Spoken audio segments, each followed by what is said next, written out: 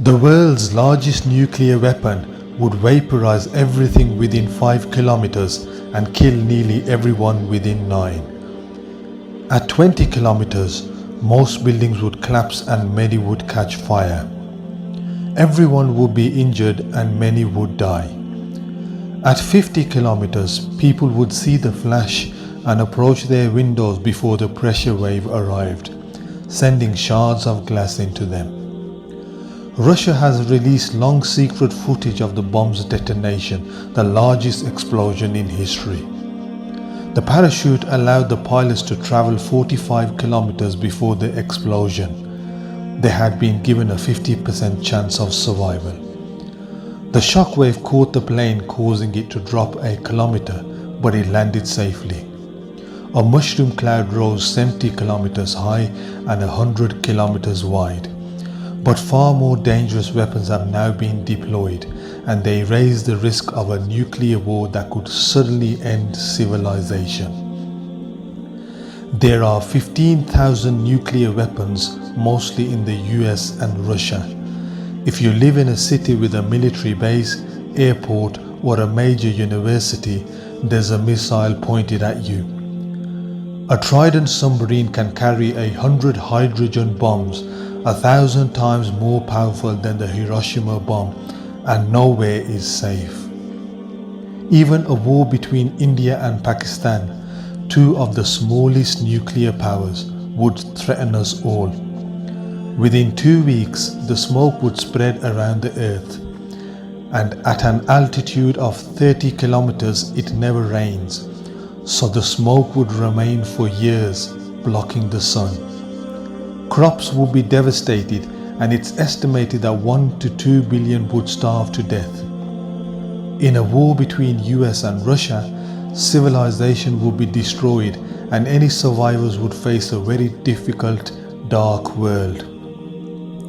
Scientists warned that this nuclear winter could arrive suddenly, sparked by nuclear weapons. In the 1980s, the public was very aware of this risk. When the nuclear arms race was revived, 250,000 people protested in London and 1 million in New York.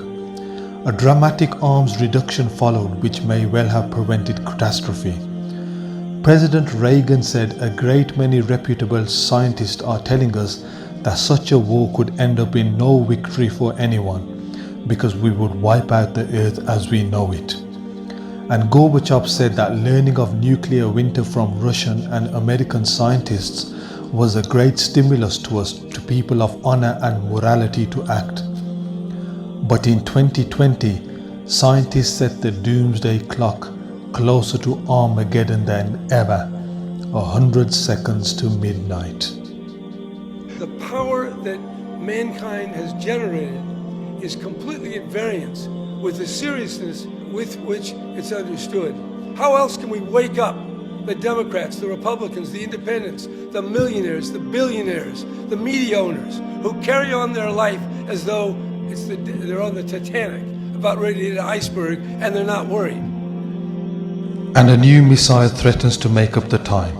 The Tsar Bombard was all but a threat. It had to be carried by a plane and was too easily shot down. This new tactical nuclear missile is the polar opposite. It's designed less as a deterrent and more to be used. It makes the unthinkable thinkable. A simulation by the Princeton University shows how one tactical nuclear missile could lead to Armageddon, based on real targets and fatality estimates.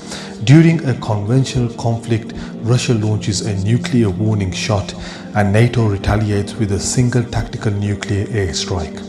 As the nuclear threshold is crossed, fighting escalates to a tactical nuclear war in Europe.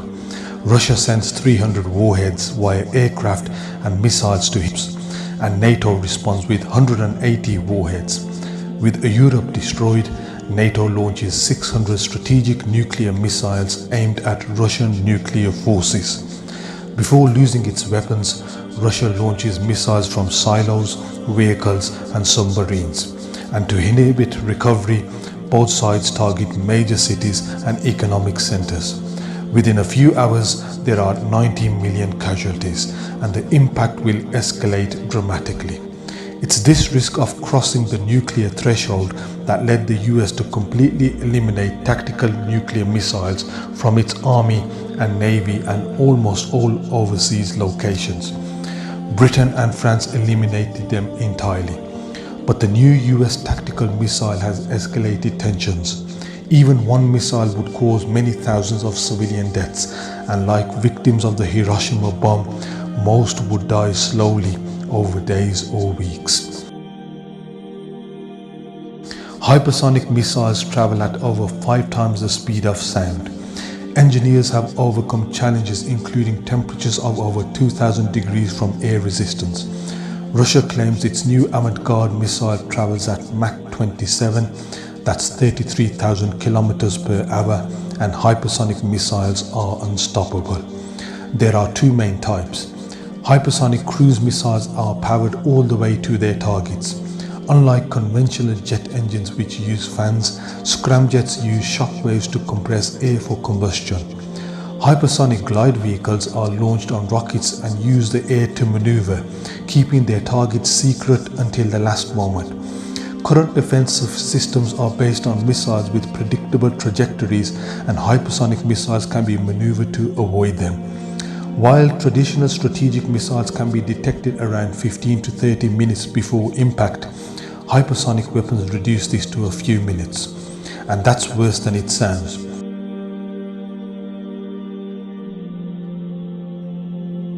If Russia launches traditional nuclear missiles at the US, satellites will pick them up soon after they break through the clouds. NORAD will receive reports and confirm that an attack is underway. In 1979, Zbigniew Brzezinski received the call in the middle of the night and had 3 minutes to decide whether to wake the president. He didn't, and it turned out to be a malfunctioning NORAD training program. If Russia also launches missiles from submarines, they will arrive sooner. They're not accurate enough to destroy US missile silos, but the president may be killed with the decision to strike back falling to surviving officials.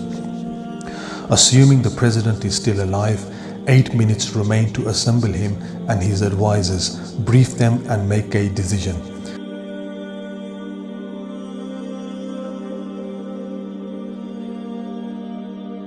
To save time, nuclear launch codes are carried with the president at all times. The case also includes instructions for an emergency broadcast system. If the entire process from alert to briefing has taken only 12 minutes, the president will have around 2 minutes to decide whether to launch hundreds of nuclear missiles, killing millions of civilians. If he does, the orders will be transmitted from the basement of the Pentagon, and the launch sequence will take up the remaining time. With hypersonic missiles, the warning time will be cut to around 5 minutes, and the government could be eliminated before it can respond. To allow for this, nuclear controls might be shared with the military and weapons could be dispersed around the world. This would increase the risk of a catastrophic accident or nuclear weapons falling into the hands of terrorists. An alternative would be automatic counterstrikes with missiles launched as soon as a warning is received. At least 2 previous technical faults would have caused full-scale nuclear war. As hypersonic missiles can't be shot down, they raise the incentive to strike first. And it would be difficult to know if missiles were nuclear armed, so a relatively small strike would cause a nuclear counterstrike. Russia, China and the US have successfully tested hypersonic weapons and are spending billions in a race to deploy them in large numbers over the next few years. Russia will soon test a salvo of hypersonic missiles from a warship, which would reduce flight time even further. And the escalation that leads to a nuclear launch decision could soon happen automatically. Thousands of experts warn that fully autonomous weapons could spark wars. Many countries sport a ban, but a few are blocking it and developing increasingly autonomous weapons.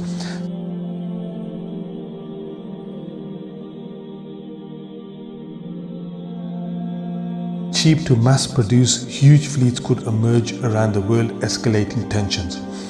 And as the pace of warfare increases, so does the risk of an apocalyptic accident.